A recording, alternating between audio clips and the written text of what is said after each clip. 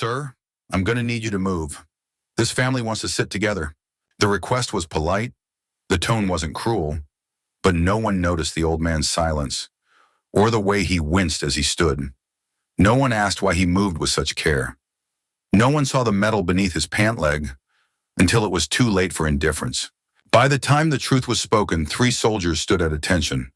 A child offered him candy, and an entire train car held its breath. All because of one quiet answer, Route 4, Bin Long, 1971. Welcome to Grateful Stories, where tales of compassion and kindness are told. Let's uncover what really happened. Dr. Riley Carter boarded the 7:04 a.m. express from Boston to New York just as the doors began to close. She was running on 30 minutes of sleep after a 30-hour shift. Her shoes still carried a faint scent of antiseptic. Her shoulders slumped beneath the weight of a backpack stuffed with scrubs and textbooks. She walked past the quiet rhythm of rolling suitcases and murmured phone calls until she reached car 6. It smelled faintly of carpet cleaner and burnt coffee.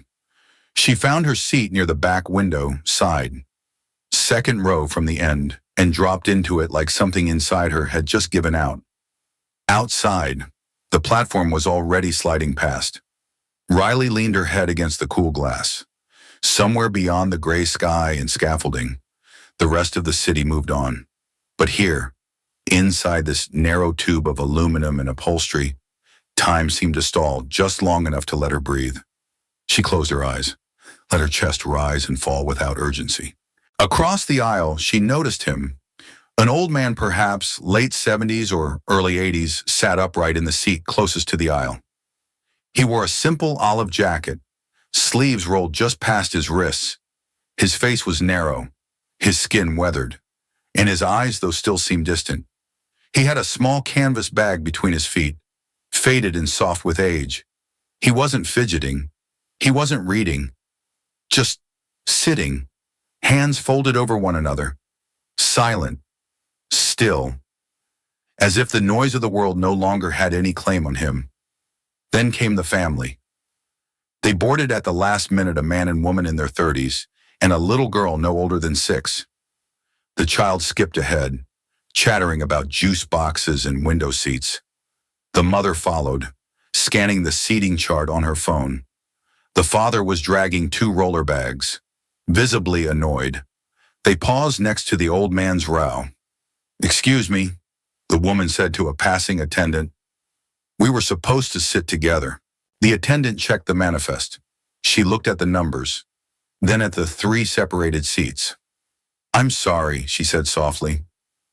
"Would you mind asking him to move to that open seat?"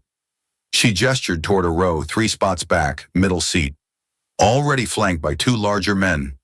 The woman hesitated. "You sure that's okay?" "He looks quiet," the father added under his breath. The attendant gave a small smile and turned toward the old man. She crouched slightly, using the practiced tone of someone who often helped the elderly board. "Sir, would you be willing to switch seats so this family can sit together?" The man didn't blink. He didn't ask who or why. He just nodded, slow and deliberate, then reached down for his canvas bag. His knees cracked as he stood. Riley opened her eyes fully now, watching as he shuffled 3 rows back. He said nothing to the 2 men already seated. They didn't acknowledge him either. He eased himself down between them and set his bag at his feet again, his elbows tucked in tight against his ribs. His shoulders shrunk inward like he was bracing for something. The child clapped her hands and leapt into the now vacant window seat. The mother gave a quick thank you to the attendant. The father adjusted his smartwatch and sat down with a sigh. Riley blinked. She hadn't realized she was holding her breath. The train lurched once, then rolled into motion. Outside the window, the city blurred. Brick walls turned into tunnels, concrete into treetops. Her ears popped once, then again. A few scattered conversations floated around the car, mostly business chatter and podcast commentary. But something about that moment lingered with her. It wasn't the seat change itself. It was the way the old man moved, the way he never asked for anything, never even cleared his throat, like he was used to being moved, not heard. Riley glanced back again. She could barely see his profile now. The man to his left had fallen asleep against the window. The other was wearing giant headphones, his elbows comfortably splayed across the shared armrest.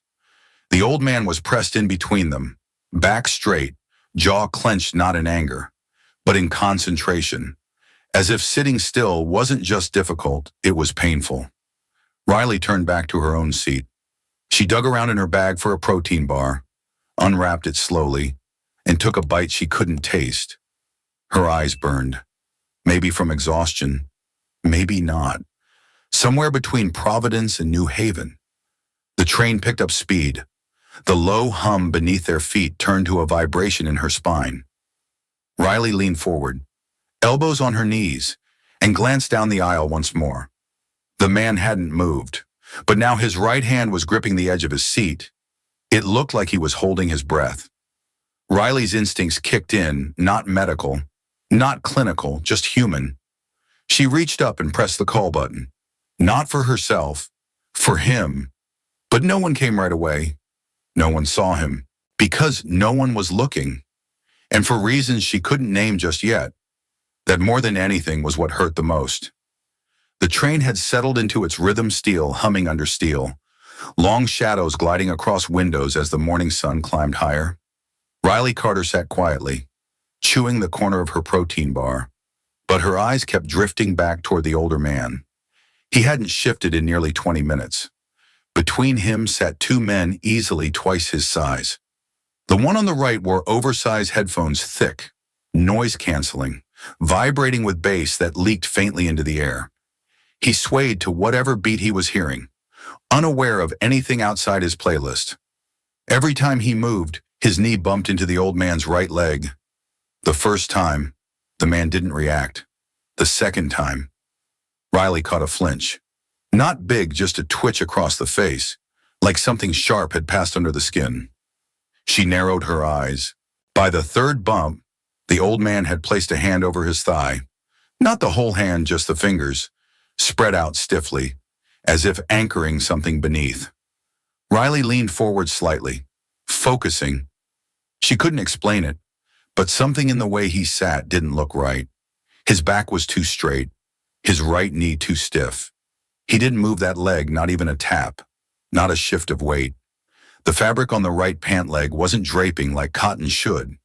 It held a shape, a rigid, unnatural curve. And then she heard it, a soft, almost inaudible sound, a breath pulled in too fast, a hiss of pain forced through clenched teeth, not loud enough for anyone else to notice. But Riley had heard it before, in trauma wards, in burn units. That was the sound people made when they didn't want anyone to know they were hurting. She stood up slowly. Riley didn't think. She just acted, the way her training always told her to. 3 long steps took her down the aisle. She stopped at the man sitting on the right side of the old man, the one with the headphones. "Hi," she said gently. "Would you mind switching seats with me?" The man blinked, confused, then slid one earphone off. "What?" She nodded toward the seat. "It looks like it might be a little cramped for him." The man looked down at the older gentleman, then back at Riley. There was no recognition in his face, just annoyance. Still, he shrugged. Whatever. He stood up with a grunt, stretched, and stepped around her, plugging his headphones back in. Riley slid into the newly vacated seat beside the old man. She didn't say anything at first. The man gave her a quick, polite nod. His jaw remained tight. She offered a small smile. "I'm a doctor," she said softly. "Are you having pain in your leg?" There was a pause. Then the man exhaled quietly and said, "Lost it." He tapped his thigh once, not loudly, just enough for her to notice the subtle metal-on-fabric knock. "Route 4, been long. 1971. His voice wasn't raspy or weak. It was flat, matter of fact, like someone stating the weather. Riley froze. She didn't respond immediately. There was a moment of silence hanging in the air between them, fragile and heavy.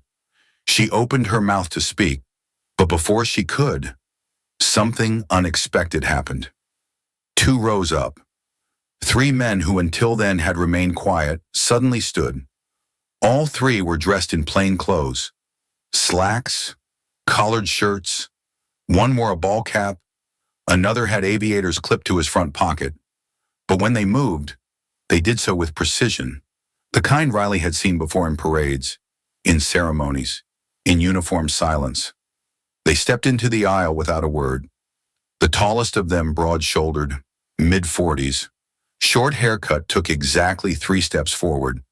Then he stopped directly in front of the old man. The other two flanked him. None of them smiled. None asked permission. They raised their right hands in unison, fingers to brow. A crisp, full military salute. The old man looked up, expression unreadable. His own hand didn't rise. He didn't return the gesture. He simply nodded once, slow and measured. That was enough. Riley's breath caught. A child somewhere near the front asked loudly, "What are they doing?" "Mom." No answer came. Every head within 3 rows had turned. The men dropped their hands at the same time and took a step back. One of them, a man with a faded tan line where a watch once sat, looked at the older gentleman and said quietly, "Sir." Then they returned to their seats without fanfare. No one clapped. No one took out a phone. But a hush had fallen over that part of the train, thick and reverent. Even the man with the headphones had paused his music, now looking down the aisle like someone had just delivered a sermon. Riley turned slightly, noticing her own hands trembling. She wasn't sure why it hit so hard. Maybe it was the lack of spectacle. No medals, no title, just a date and a place. A single sentence that passed over most ears but struck like thunder to those who knew. Bin Long, 1971. She remembered learning about that battle in an elective on wartime field medicine. American and ARVN troops ambushed. Close quarters chaos. Helicopter extractions under fire. Dozens injured. Many killed. Several medevacs went down. Riley recalled reading how one unit held a defensive line under heavy shelling for nearly 19 hours. And now one of them was here, on this train, wedged between 2 strangers, not asking for anything, not expecting even a moment's comfort. Riley's voice cracked a little as she asked, "You served in that campaign?" He nodded again. 3rd Battalion, 187th, Delta Company. His words were few, just enough. The names alone made her throat tighten. "I'm sorry," she whispered. He didn't ask why. There was no need. Riley glanced behind her. The little girl from earlier, the one whose family had requested the seat change, was now peeking over her mother's armrest. Her eyes were wide, her juice box forgotten. The mother looked stricken, lips parted slightly as if to speak, but said nothing. Riley turned back to the old man. She didn't want to press, but she couldn't walk away either. "How's the pain today?" she asked. He gave a small, almost imperceptible smile. "Comes and goes. Mornings are worse. Trains aren't great." Riley nodded. She knew the nerves in a prosthetic socket often screamed in colder temperatures. She noticed the way he kept adjusting his shoulder, probably to compensate for a shifted weight axis. "Did they rebuild below the knee?" she asked gently. He hesitated, then shook his head. "Took the whole thing, right up to the hip." The answer landed like a weight across her chest. She took a deep breath and sat back in her seat, resisting the urge to say thank you. Somehow it didn't feel big enough. Or maybe it felt too shallow. Instead, she asked, "May I stay here?" The man looked at her for the first time, not past her, not through her, at her. "You may," he said, and for a few miles more, they sat in silence. Not the heavy kind, but something quieter, like acknowledgement or respect. Outside, the coastline slipped by. Towns gave way to marshland. Then came the stillness of open sky and power lines. Inside car 6, the air was different now.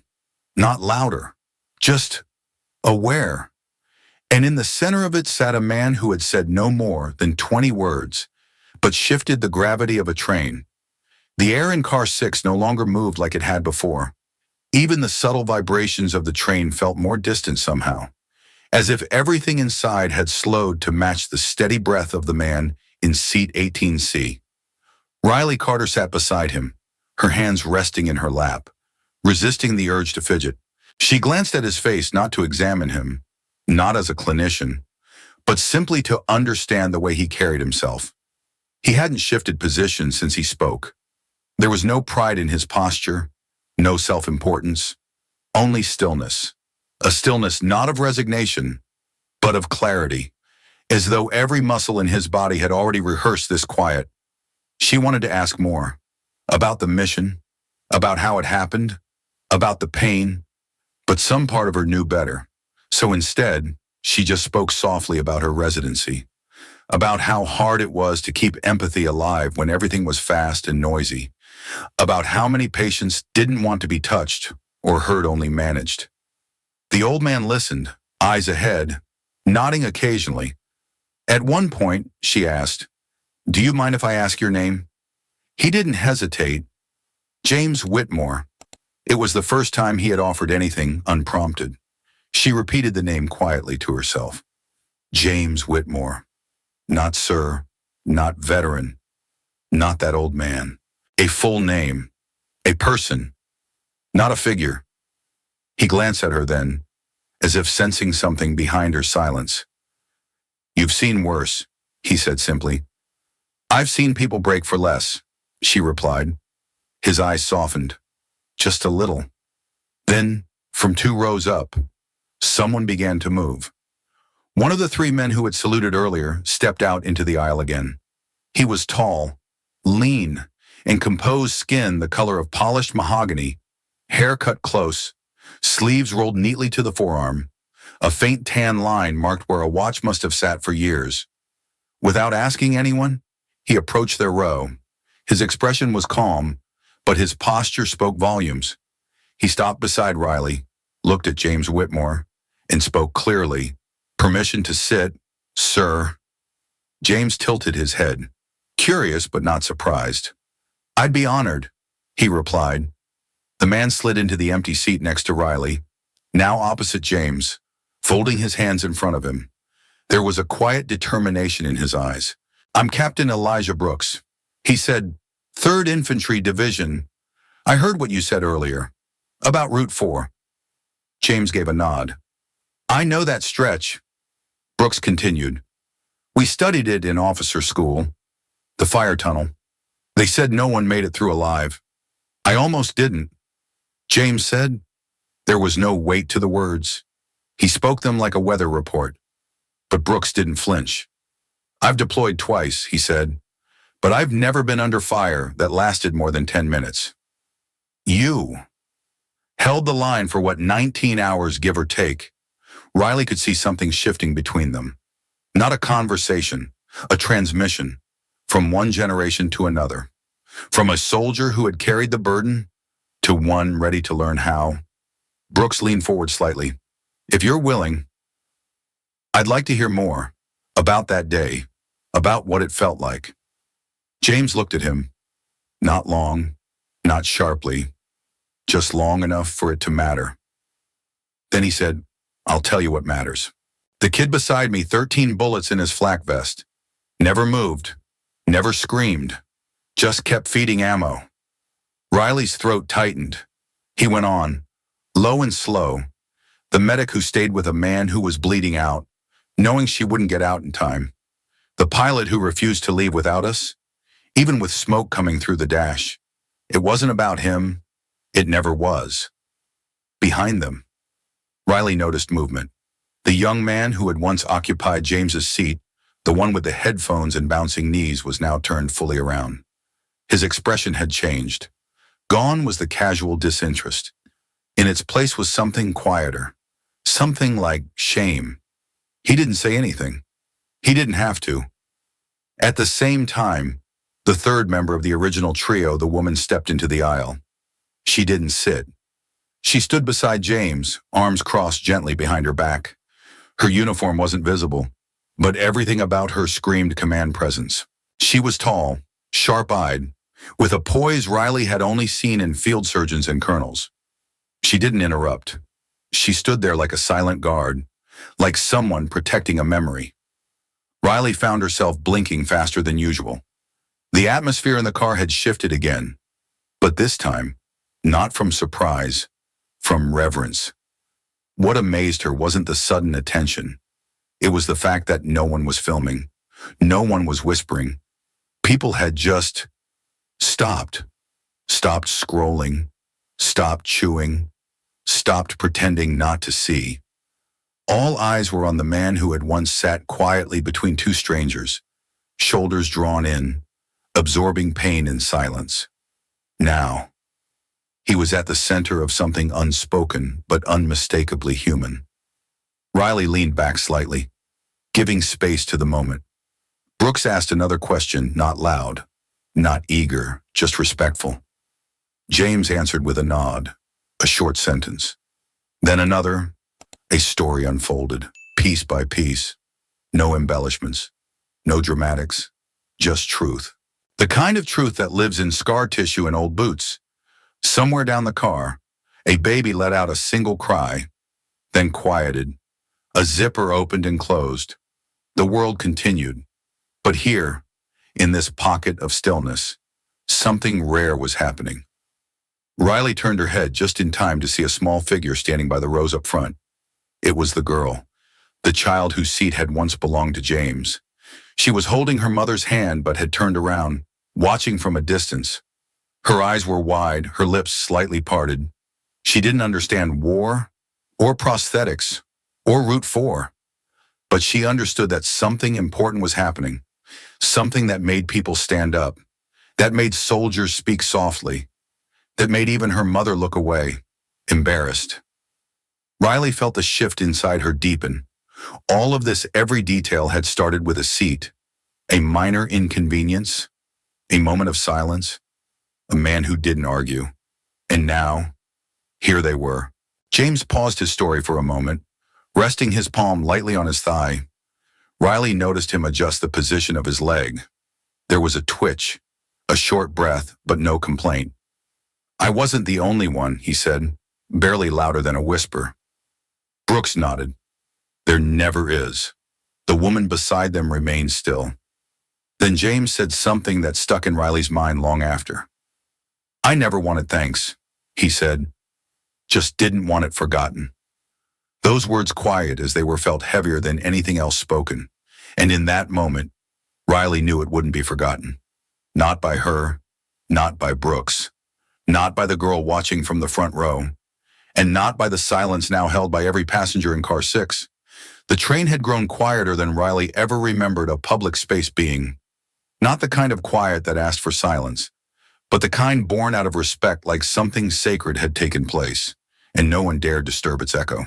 James Whitmore had not moved much since speaking. His words, brief and steady, had passed through the car like a ripple, calming everything it touched.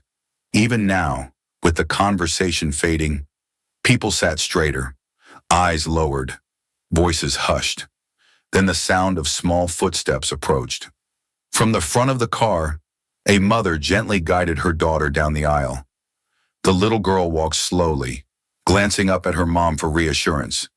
In her right hand, balled tight, was something small and round. They stopped at the row where Riley and James sat. The child hesitated, then stepped forward. She didn't fidget. She didn't speak too fast. Instead, with both hands, she reached out, unfolding her palm to reveal a single piece of candy. A red one, wrapped in a crinkled cellophane, slightly warm from her grip. She looked up at him with wide eyes and said softly, "I'm sorry for making you hurt." James blinked, surprised. "My mom said you're a real hero," she added, quieter this time. "Surya, this is for you." She placed the candy in his hand, and then she stepped back. James stared at the small object resting in his palm, his fingers curled around it gently, not to claim it, but to protect it.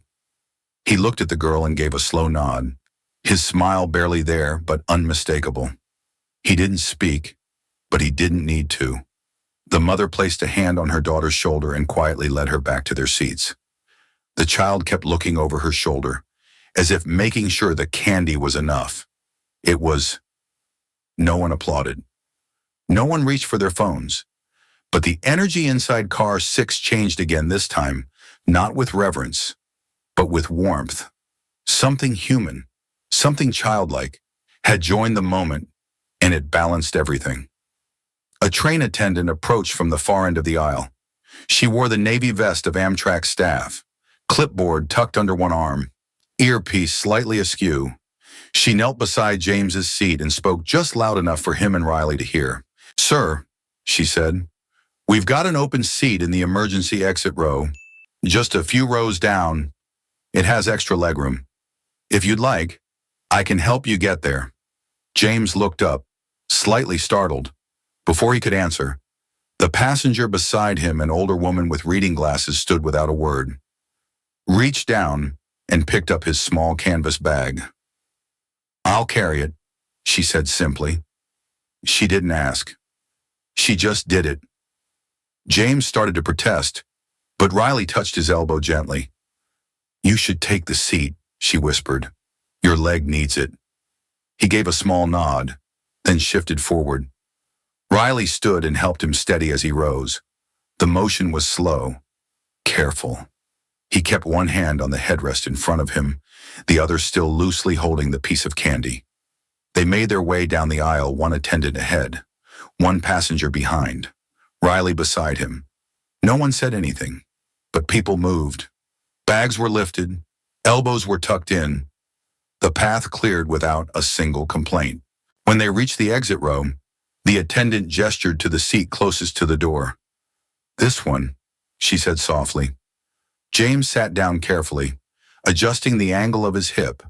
For the first time since boarding, he was able to stretch his right leg out fully. The relief showed instantly in the way his shoulders dropped, in the breath he didn't realize he was holding. Riley took the seat across from him. She watched as sunlight filtered through the high windows. The train crossed over a long steel bridge, its beams flashing rhythmically past, breaking the light into moving bars that danced across the seats. In that light, the outline of James's prosthetic was no longer a shadow. It was clear. The fabric over it moved just slightly as he flexed. Riley leaned back, not to rest, but to memorize. She didn't want to forget the lines of his jacket, the faint tremor in his hand, the way he held that piece of candy like it meant everything. Across from her, James sat upright, his back straight, his chin level, but in his left hand, curled gently, was that small red candy, still unwrapped, still untouched. He held it not like a gift, and not like something to be eaten later. He held it like something sacred, like a token that meant more than its weight. Riley couldn't stop watching. She thought about the stories she'd heard from elderly patients, the ones who came in with shrapnel near the spine, or hearing loss that had never been reported. The ones who never checked the veteran box on hospital intake forms. The ones who never wanted attention. But James hadn't come here seeking any of this. He hadn't asked to be moved. He hadn't asked to be known. It had all unfolded because one small gesture, one tiny discomfort had been seen, and someone had spoken up. Now, the whole car knew his name. Not shouted, not printed, just known. Riley turned her gaze back to the window. The bridge was gone now. The trees were returning. The sun was higher. She looked at James again. At the candy. "You're not going to eat it, are you?" she asked quietly.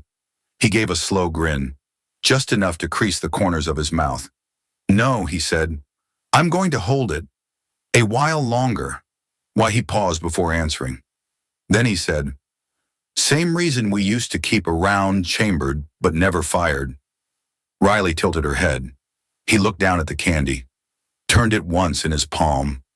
"Not to hurt anyone," he said, "but to remember we were still here." Riley didn't respond. Her throat had tightened again. She turned away so he wouldn't see. A few rows up, the little girl had fallen asleep against her mother's arm, her juice box empty, her hand still clenched in a loose fist. James watched her for a moment. Then he looked back down at the candy. His fingers curled over it again. He didn't close his eyes. He didn't sigh. He just sat still, peaceful, upright, alive. Outside, the train slid toward New York, carving through the last stretch of quiet countryside. Inside, the old man held a tiny red candy in his hand, not to eat, not to reward himself, but like a soldier keeping one last round, not for revenge, but to prove he had made it home.